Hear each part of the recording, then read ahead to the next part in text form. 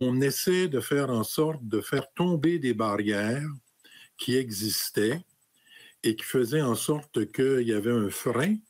Mais là, dans l'interprétation, par exemple, de la mort naturelle raisonnablement prévisible, puis qui a perdu son sens, on voit que la pratique médicale est en train, lentement mais sûrement, de faire en sorte que plus de gens vont pouvoir, entre guillemets, bénéficier de l'aide médicale à mourir.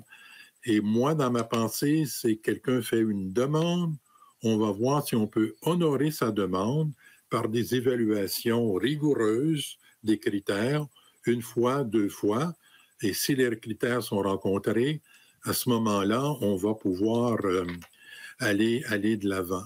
Est-ce qu'il y a une obligation de fournir autre chose?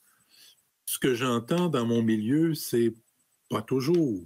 On va aller répondre à la demande et je me pose la question, qu'en est-il du reste? Qu'en est-il du soutien à la famille? Qu'en est-il des soins à la personne?